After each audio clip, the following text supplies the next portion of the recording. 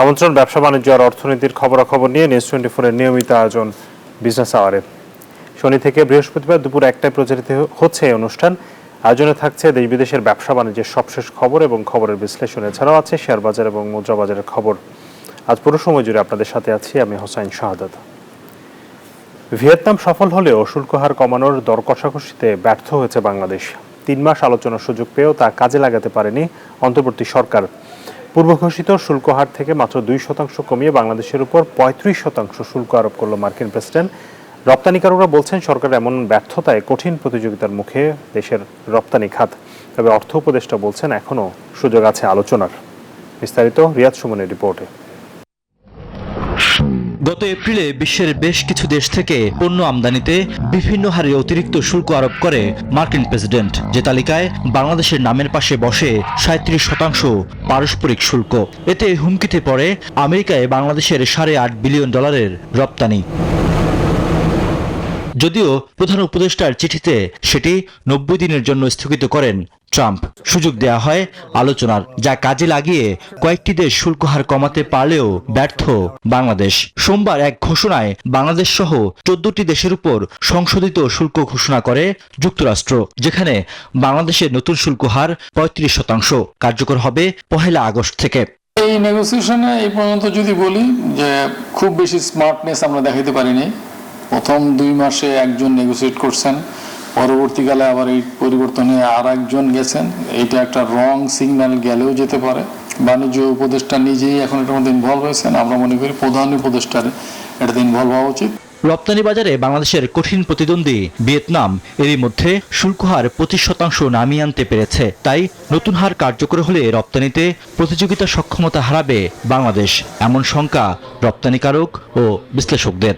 আমাদের কম্পিটিটিভ কান্ট্রির চেয়ে আমাদের যদি ট্যারিফের পরিমাণ 10 থেকে 15% পার্থক্য থাকে, সেইটা হলো অ্যাডজাস্ট করা খুব একদম অসম্ভব বিষয়।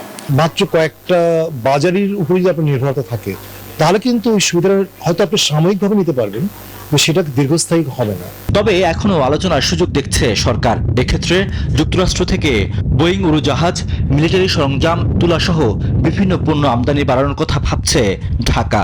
তারা অগস্ট পর্যন্ত এই চিঠির কার্যকরিতা দিয়েছে, অগস্টের 1 তারিখ থেকে। আবার আজকে থেকে এই 25% ইম্পোজ করে সেইটার কার্যকরিতা 1 মাস দিল এবং খসড়া এখন পাঠালো। অর্থটা কি? অর্থটা হলো যে নেগোসিয়েশন করে কিছু একটা করা যাবে। আমরা সেটার জন্যই তো প্রচেষ্টা নিচ্ছি। এখন ওইখানে আমাদের বাণিজ্য উপদেষ্টা আছেন, উনি 3 দিন আগে গেছেন। আজকেই কমার্স যাচ্ছে। 8 তারিখে মিটিং, মানে আমাদের ওদের 8 তারিখ মানে কালকে খুব ভোরবেলা।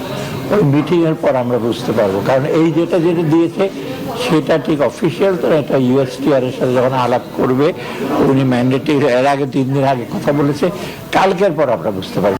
বুধবার যুক্তরাষ্ট্রের বাণিজ্য প্রতিনিধি দপ্তরের কর্মকর্তাদের সঙ্গে বাংলাদেশের বাণিজ্য প্রতিনিধি দলের বৈঠক হবে। এখন সেদিকে তাকিয়ে সংশ্লিষ্টরা। রিয়াদ সুমন, নিউজ 24, ঢাকা।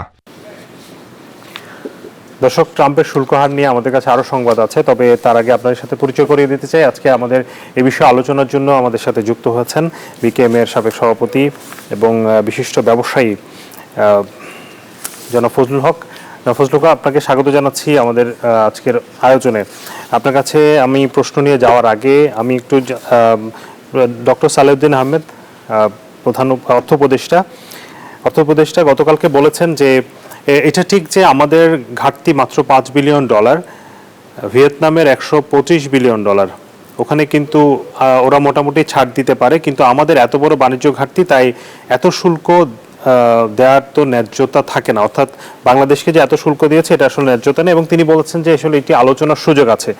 কিন্তু আলোচনার সুযোগ যে আছে সেটি আমরা ট্রাম্পের ঘোষণা থেকেও জেনেছি। তবে গতকাল তিনি যেই আরও একটি, অর্থাৎ আজকেই তিনি তার সোশ্যাল মিডিয়া থ্রুতে একটি বার্তা দিয়েছেন। সেখানে তিনি বলেছেন যে নতুন শুল্ক হার কার্যকরের তিনি কড়া বার্তা দিয়ে বললেন যে আরোপিত যে শুল্ক সেটি নির্ধারণে কোনো পরিবর্তনের সুযোগ থাকছে না।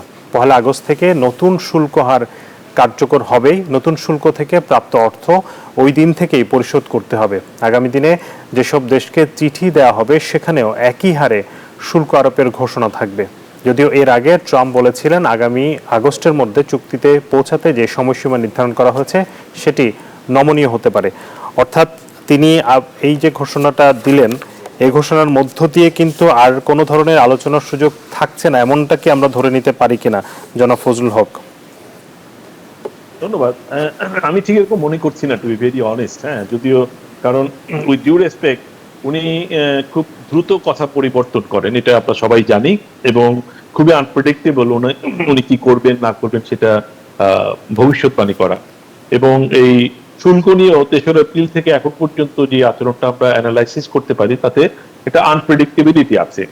তো আমি মনে করি যেহেতু বৈঠকের কথা আছে আজকে বাংলাদেশ সময়ে সন্ধ্যা নাগাদ বৈঠক শুরু হওয়ার কথা, তো সেই বৈঠকে মানে কি রেজাল্ট হবে আমি জানি না, আমি হয়তো খুব বেশি কিছু আশাও করছি না, কারণ 3 মাসে যেটা হয় নাই সেটা এখন 3 দিনে হইলে খুবই ভালো, ম্যাজিক যদি আমরা কিছু দেখি। কিন্তু মানে সুযোগ আছে বলে আমার কাছে মনে হয়, যেহেতু 1 আগস্ট থেকে কার্যকর হবে, সো কার্যকর আগ মুহূর্ত পর্যন্ত সুযোগ থাকবারই কথা। হ্যাঁ, তো মানে যদি মানে ট্রাম্পের এই কথাটাই যদি শেষ কথা হয় যে মানে আর কোনো সুযোগ নেই, তাহলে তো এই বৈঠক করারও কোনো মানে হয় না। তো যেহেতু বৈঠক আছে সেহেতু আমি মনে করি সুযোগ আছে, কিন্তু বিষয়টা হলো যে আমরা কতটুকু আশাবাদী হতে পারি সেই জায়গাটা। কারণ আমি যেমন মনে করি গত পরশুদিন, if I am not wrong, যে আমি হয়তো কোনো একটা মানে নিউজ পেপারে অনলাইনে পড়েছিলাম যে বাণিজ্য উপদেষ্টা একটা ধারণা দিয়েছেন যে আমরা একটা ভালো সুসংবাদ পেতে যাচ্ছি। সো ঘুম থেকে উঠে দেখলাম সুসংবাদ হচ্ছে 35% লাভ লেটার। সো এখন এইরকম বাস্তবতায় মানে কতটুকু পরিবর্তন হবে জানি না, আমরা আশা করতে পারি, আশা করতে তো কোনো দোষ নাই, আমরা প্রত্যাশা রাখি।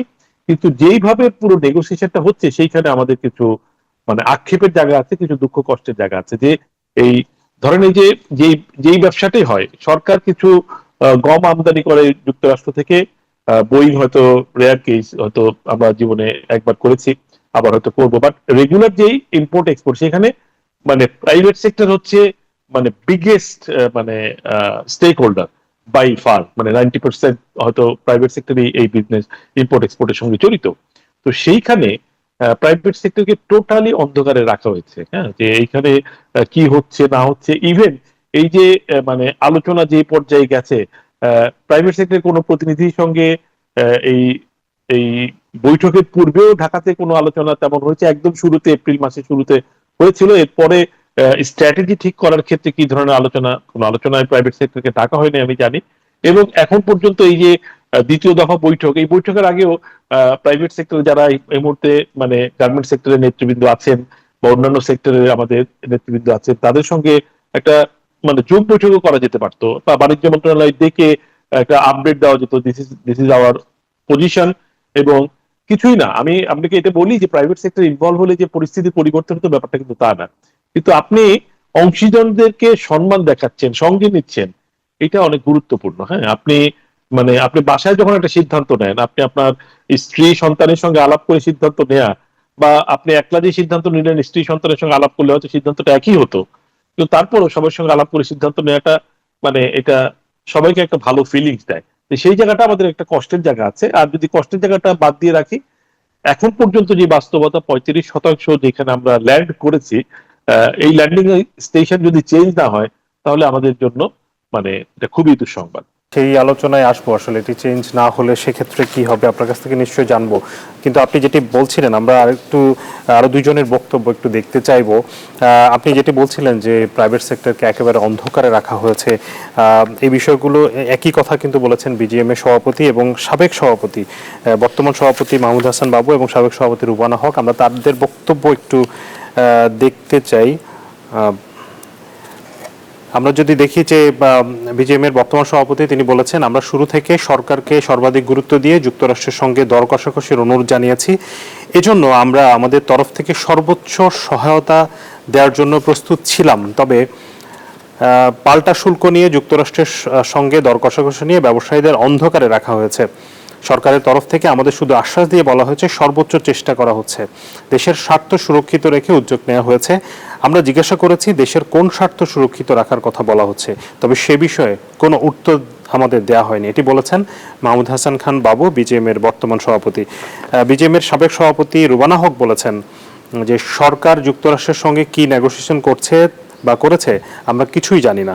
ভিয়েতনাম যখন 20% শুল্কে পোশাক রপ্তানি করবে তখন আমাদের দিতে হবে 35%, আর আমরা এখনো নিশ্চিত না আগের যে 16% শুল্ক রয়েছে সেটিও যুক্ত হবে কিনা। যদি সেটিও যুক্ত হয় তাহলে তো পরিস্থিতি হবে ভয়াবহ।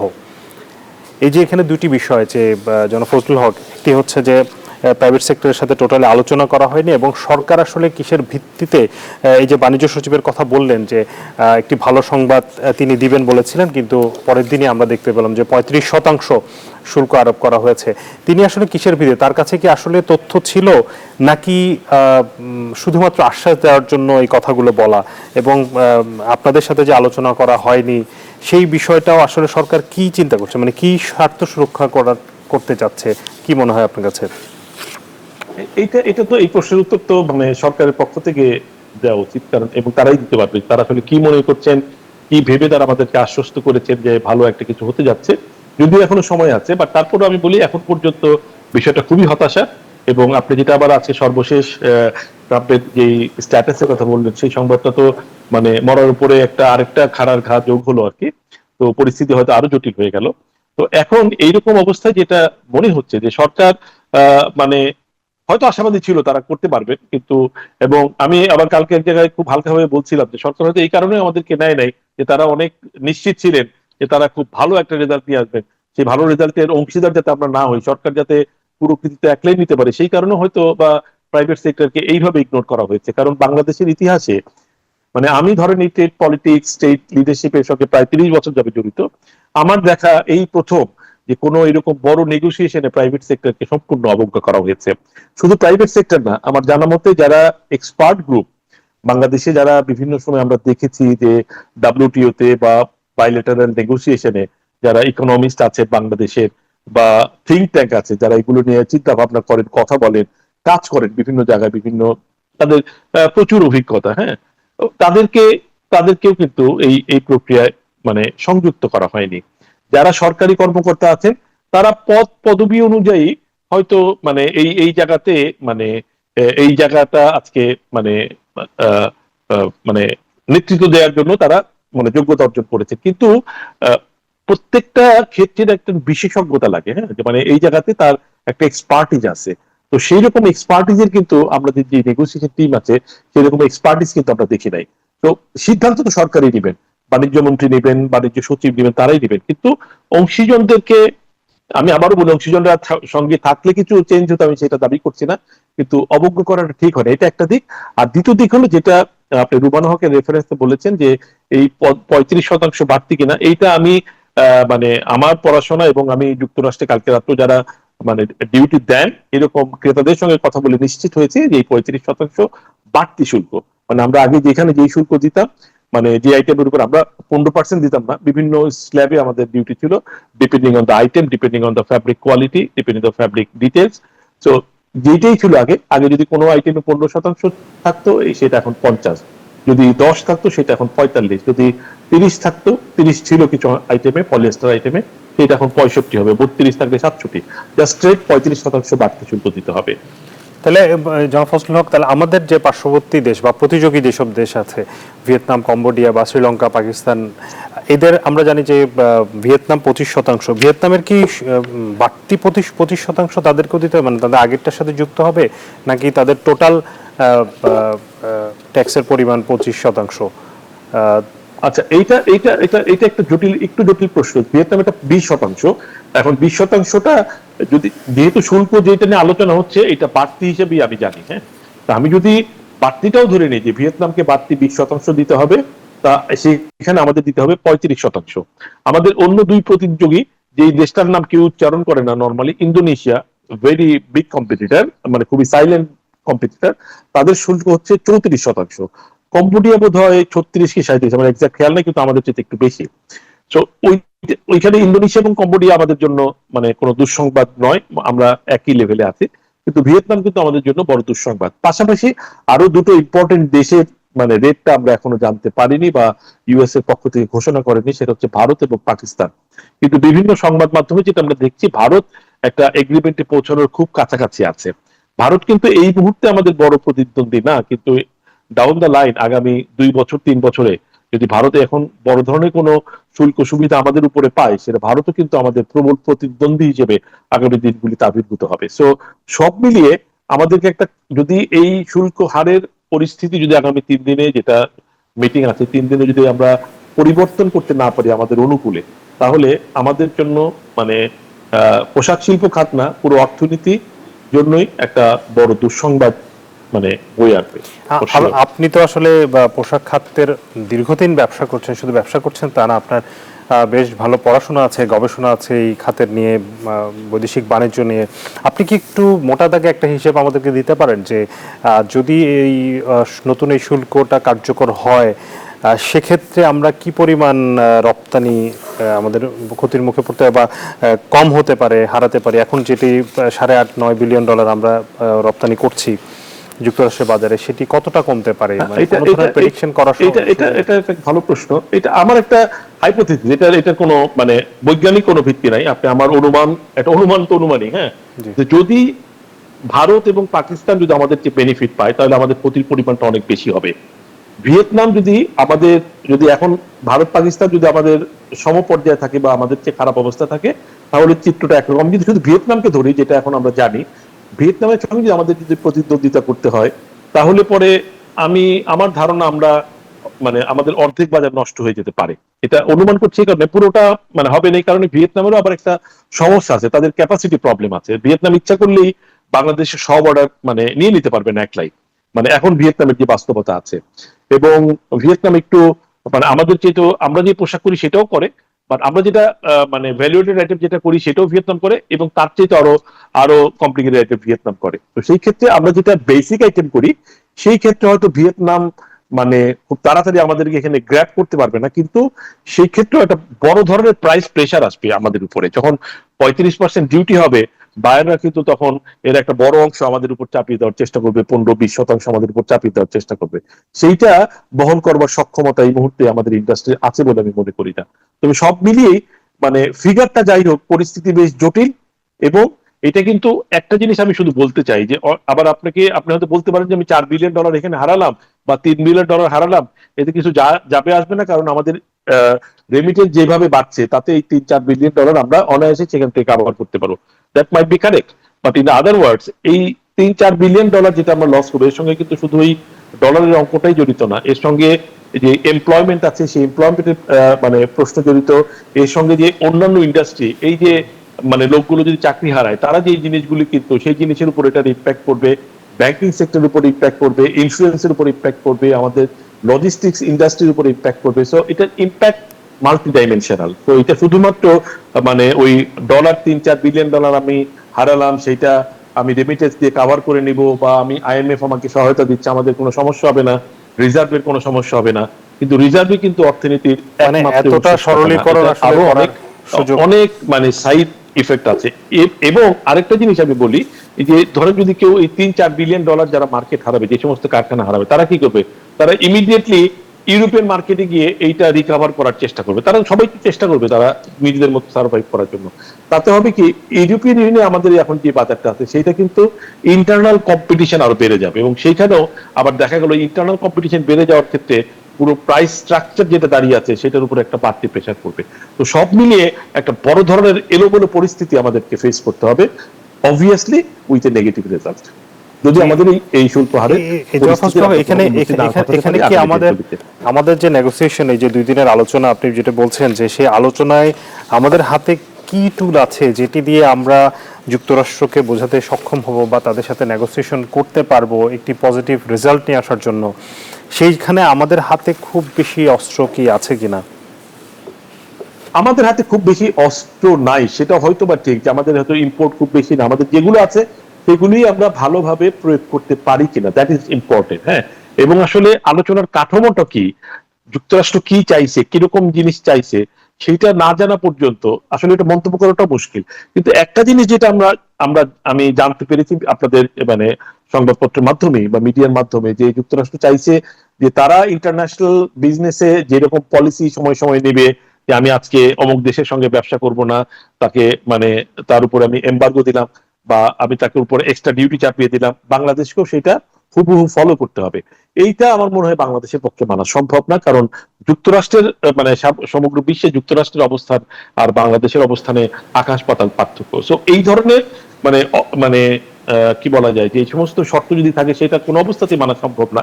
কিন্তু এটা হলো কি, আপনি যখন একটা নেগোসিয়েশন টেবিলে থাকেন তখন নেগোসিয়েশন টেবিলের মানে অফিসিয়াল শর্ত, তাদের মুড, তাদের মানে তাদের বডি ল্যাঙ্গুয়েজ, অনেক কিছু বিচার করে আপনাকে মানে নেগোসিয়েশন করতে হয়। এটি আমরা ধরেন প্রতিনিয়ত বাইরের সঙ্গে নেগোসিয়েশন করি, আমরা তত বড় স্টেকে নেগোসিয়েট করি না, বাট এখানে কিন্তু আমাদেরকে নানা দিক মানে চিন্তা করে এবং নানাভাবে আমরা একই প্রোডাক্ট ভিন্ন বাইরের কাছে ভিন্ন দামে বিক্রি করি, সেটা আমাদের একটা নেগোসিয়েশন মানে ট্যাকটিক্স।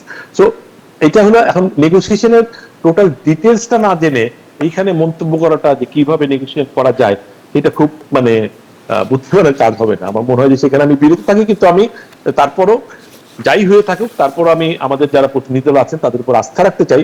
আস্থা না রাখেও আমাদের উপায় নেই, যে তারা আগামী 3 দিনে তাদের সর্বোচ্চটা দিবেন এবং প্রয়োজনে তারা বাংলাদেশে যারা এক্সপার্ট আছেন তাদের সঙ্গে পরামর্শ করবেন যে এই পরিস্থিতিতে কি করণীয় আছে। হয়তো পরিস্থিতির কোনো উন্নতি হবে না, কিন্তু অ্যাটলিস্ট এই সান্ত্বনাটুকু আমাদের পাওয়া যাবে যে আমরা আসলে অল আউট চেষ্টাটা করেছি। কিন্তু এই কথাটা কিন্তু আমরা এখন বলতে পারছি না যে আমাদের চেষ্টাটা আসলে মানে অল আউট ছিল, আমাদের প্রস্তুতিটা সর্বোচ্চ এবং শ্রেষ্ঠ ছিল, এই কথাটা কিন্তু আমরা বলতে পারছি না এই মুহূর্তে। জি, জনাব ফজলুল হক, আপনাকে আমার আসলে ছেড়ে দেওয়ার কথা, তারপরে শেষ একটা প্রশ্ন করতে তার আগে আমার কাছে বাণিজ্য সচিবের একটি বক্তব্য আছে, আমি একটু দেখতে চাই। জনাব মাহবুবুর রহমান, বাণিজ্য সচিব, তিনি বলেছেন যে নতুন ডকুমেন্টসে যুক্তরাষ্ট্র বাংলাদেশকে নির্দিষ্ট কিছু পণ্য আমদানি আরও সহজ করার কথা বলেছে, যেটি আপনি বলছিলেন।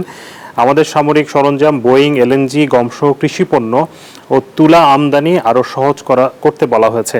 তবে তারা গাড়ির বিষয়ে কিছু বলেনি। আমরা ইতিমধ্যে যুক্তরাষ্ট্র থেকে গম, তুলা ও এলএনজি আমদানি বাড়ানোর উদ্যোগ নিয়েছি, উড়োজাহাজ কেনার উদ্যোগও আছে। এটি একটি উদ্যোগ হতে পারে যে তাদের কাছ থেকে আমদানি বৃদ্ধি করা, কিন্তু আপনি যেটি বলছেন যদি যুক্তরাষ্ট্র চায় যে তাদের বহির্বাণিজ্যের ক্ষেত্রে তাদের সময়ে সময়ে তারা যে নীতি ফলো করে সেটি আমরা ফলো করি, সেখানে আপনি রপ্তানি বাড়িয়েও কি আসলে তাদেরকে মানে তাদের সাথে নেগোসিয়েশন করা সম্ভব? না, ওইটা কিন্তু সম্ভব না। যে আমি মনে করি ওইটা সম্ভব না কোনোভাবেই। বাংলাদেশের এরকম সক্ষমতা হয় নাই যে যুক্তরাষ্ট্রের মানে সমপর্যায়ে একটা মানে পলিটিক্যাল ডিসিশন আপনি নেবেন, কারণ এটা একটা পলিটিক্যাল ডিসিশন, আপনি কার সঙ্গে বাণিজ্য করবেন না, হ্যাঁ, এটা মোর পলিটিক্যাল ডিসিশন। সেটা যুক্তরাষ্ট্রের অবস্থান আমাদের অবস্থান মানে আকাশ পাতাল তফাৎ। যেরকম যুক্তরাষ্ট্রের সঙ্গে আমাদের দূরত্ব, ভৌগোলিক দূরত্ব, অবস্থানের প্রকৃত দূরত্বটাও ওই রকম। কিন্তু যেটা আপনি বললেন বাণিজ্য সচিব মহোদয়ের মানে উদ্ধৃতি দিয়ে, সেইটা কিন্তু আমার মনে হয় যে সেই জায়গায় মানে গভর্নমেন্টের নেগোসিয়েশন করার স্কোপ আছে। অস্ত্রশস্ত্রের ব্যাপারটা মানে আমাদের প্রাইভেট সেক্টরের বিয়ন্ড আওয়ার নলেজ, এবং এটাতে আমরা কখনোই ইনভলভ না। সো এটা government can handle in their own way. তারা কোন জায়গা থেকে কি অস্ত্র কিনবেন সেটা একান্তই তাদের ব্যাপার। আর বোয়িং এর ব্যাপারে মানে সাপ্লাইরই দুইজন, বোয়িং এবং এয়ারবাস। আমরা দেখেছি বিগত সরকার এয়ারবাসের সঙ্গে দরকার কষিতে মানে খুব কাছাকাছি ছিল। আর বোয়িং এই মুহূর্তে বোয়িং নিয়ে আবার আন্তর্জাতিক বাজারে কিন্তু একটা মানে নেতিবাচক মানে একটা প্রভাব আছে বোয়িং এর নাম নিয়ে, হ্যাঁ, বোয়িং এর কোয়ালিটি নিয়ে, সেফটি সিকিউরিটি নিয়ে। বোয়িং এর অনেকগুলো বিমান সাম্প্রতিককালে এই মুহূর্তে বোয়িং এর ব্যাপারেও মানে এরকম গ্রিন সিগন্যাল দেওয়াটা ঠিক হবে কিনা সেটা যারা এভিয়েশন এক্সপার্ট তারা ভালো বলতে পারবেন। কিন্তু আমার মনে হয় এই জায়গাগুলোতে বোয়িং কেনা মানে বিমান কেনা বা অন্যান্য অস্ত্র ছাড়া অন্যান্য যে জিনিসগুলো সেইগুলো কেনার ব্যাপারে যেই কথাটা বাণিজ্য সচিব বলেছেন সেইটা কিন্তু সরকারের হাতে মানে আমার মনে হয় যে তাহলে কিছু করণীয় আছে। এবং সরকার মানে রাষ্ট্রের স্বার্থ, দেশের স্বার্থটা ঠিক থেকে যতটুকু করা সম্ভব ততটুকু অন্তত এইখানে এই যুদ্ধে জয়ের জন্য, এই শুল্ক যুদ্ধে জয়ের জন্য চেষ্টা করবেন, এই প্রত্যাশা আমি রাখতে চাই। আচ্ছা, অনেক ধন্যবাদ জনাব ফজলুল হক আমাদেরকে সময় দেওয়ার জন্য। আপনার সাথে নিশ্চয়ই আবারও কথা হবে। আপনাকে ধন্যবাদ জানাচ্ছি। ধন্যবাদ। দর্শক, আমরা আলোচনা করছিলাম যুক্তরাষ্ট্রের শুল্ক যে নীতি, সেই নতুন করে ট্রাম্পের ঘোষণা, এর প্রভাব আসলে কি পড়তে পারে, ব্যবসায়ীরা কি ভাবছেন, এই বিষয়ে কথা বলছিলেন বিকেএম এর সাবেক সভাপতি ফজলুল হক। আমরা চলে যাচ্ছি অন্যান্য সংবাদে।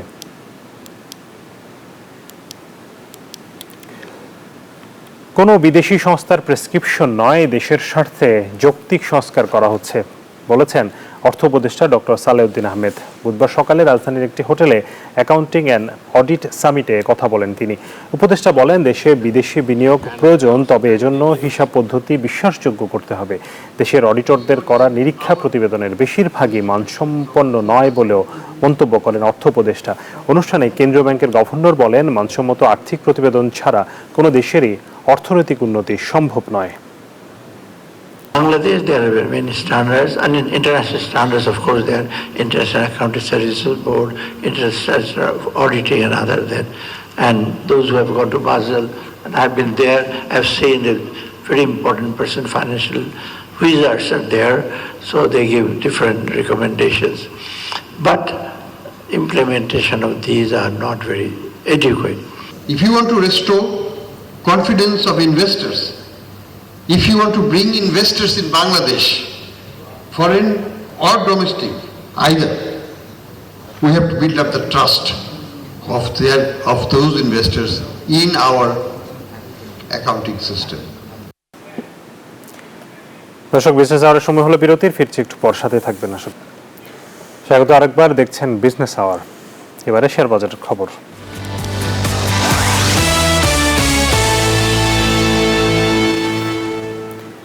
শেয়ার বাজারের খবর জানাতে সরাসরি যাচ্ছি ঢাকা স্টক এক্সচেঞ্জের ওয়েবসাইটে।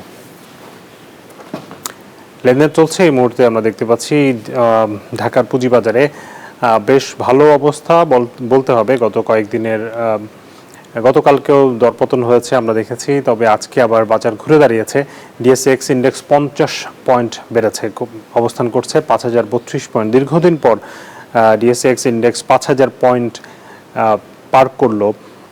ডিএসসি সরিয়া ইন্ডেক্সের অবস্থান 1093, বেড়েছে প্রায় 10 পয়েন্টের মতো। ডিএস30 বেড়েছে 15.32 পয়েন্ট, অবস্থান 1890 পয়েন্ট, এবং লেনদেনের পরিমাণ এখন পর্যন্ত 501 কোটি টাকা।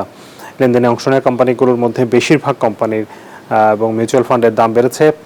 282টি কোম্পানির শেয়ারের দর বেড়েছে, কমেছে 52টির এবং অপরিবর্তিত আছে 63টির। জানাবো মুদ্রা, স্বর্ণ এবং রূপার বাজারের আপডেট। মার্কিন ডলার আজকে কেনা হচ্ছে 122 টাকায়, বিক্রয় 123 টাকা। ইউরো 133 টাকায় কিনে 138 টাকায় বিক্রি করা হচ্ছে। পাউন্ডের কেনা দর 154, বিক্রয় 159। চীনা ইউয়ান কেনা হচ্ছে 15 টাকা 50 পয়সায়, বিক্রয় 17 টাকা 30 পয়সা। সৌদি রিয়াল কেনা হচ্ছে 30 টাকায়, বিক্রয় 32 টাকা। ভারতীয় রুপি 1 টাকা 38 পয়সায় কিনে 1 টাকা 45 পয়সায় বিক্রি করা হচ্ছে। স্বর্ণের দরদাম যদি জানি, কিছুটা কমতির দিকে স্বর্ণের বাজার। 1,70,000 টাকায় নেমে এসেছে 22 ক্যারেট স্বর্ণ প্রতি ভরি। 21 ক্যারেটের দাম পড়ছে 1,62,795। 18 ক্যারেট কিনতে গুনতে হচ্ছে 1,40,000 টাকা প্রায়, এবং সনাতন স্বর্ণ বিক্রি হচ্ছে 1,15,392 টাকা। রূপা বিক্রি হচ্ছে 22 ক্যারেট প্রতি গ্রাম 241 টাকায়, ভরি 2,811 টাকা। 21 ক্যারেটের দাম পড়ছে গ্রাম প্রতি 230, ভরিতে 2,683। 18 ক্যারেটের দাম 2,898 প্রতি ভরি, এবং সনাতন বা পুরনো রূপা বিক্রি হচ্ছে 1,726 টাকায়। দর্শক, এর সাথে সময় হয়েছে আরও একটি বিরতির, ফিরছি একটু পর। আমরা স্বাগত বিজনেস আওয়ারে। এবারে জনপদের শিল্প ও বাণিজ্যের খবর।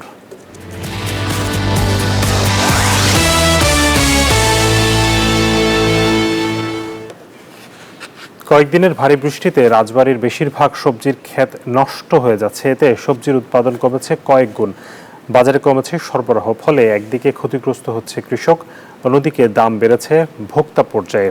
কৃষি বিভাগ বলছে, বৃষ্টি কমলে পরিস্থিতি স্বাভাবিক হয়ে আসবে। মিঠুন গোস্বামীর তথ্য ছবিতে ডেস্ক রিপোর্ট।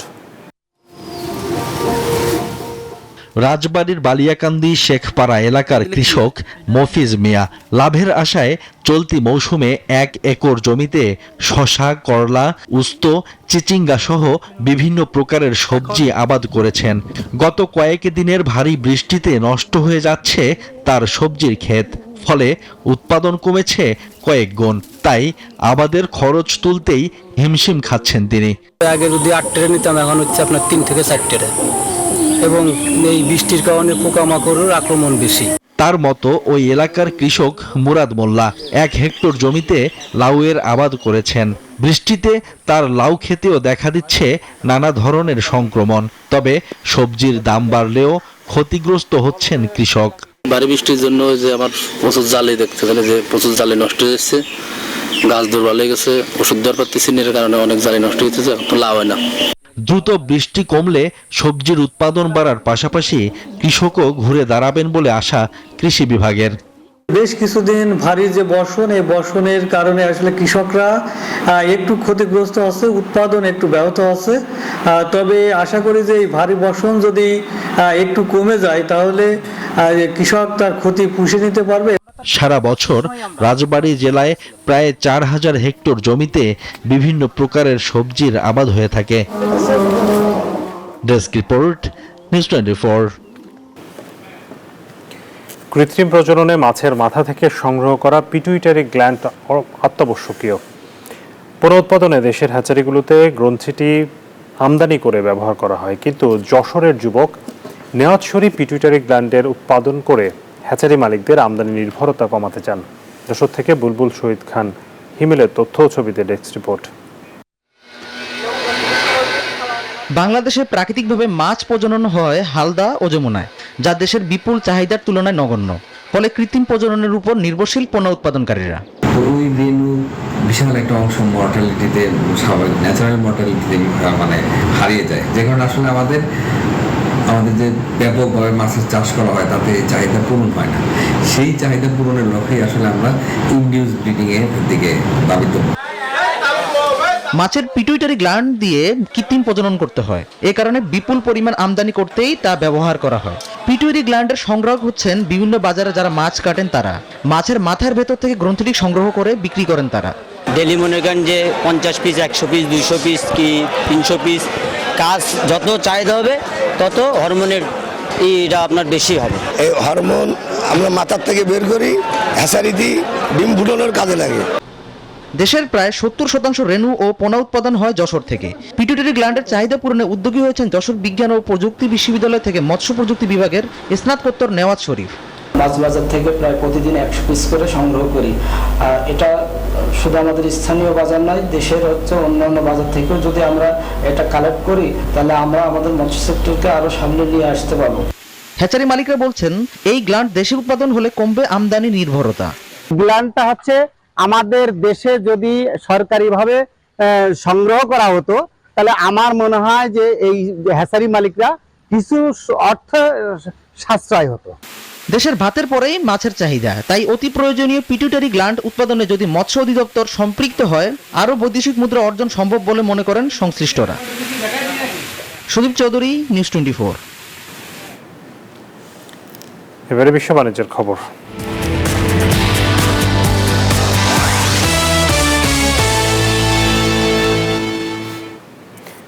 আজ বুধবার 7টি দেশের বড় ধরনের বাণিজ্য সংক্রান্ত ঘোষণা দেবেন মার্কিন প্রেসিডেন্ট ডোনাল্ড ট্রাম্প। ট্রুথ সোশ্যালে এক পোস্টে ব্যাপারটি নিশ্চিত করেছেন তিনি। একই দিন বিকেলে এই তালিকায় আরও কয়েকটি দেশের নাম যুক্ত হবে বলেও তিনি উল্লেখ করেন।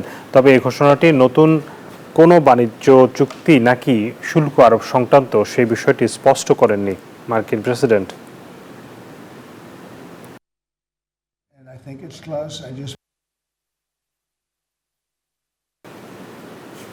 দর্শক, এই ছিল বিজনেস আওয়ারের আজকের আয়োজনে। সাথে থাকার জন্য ধন্যবাদ সবাইকে।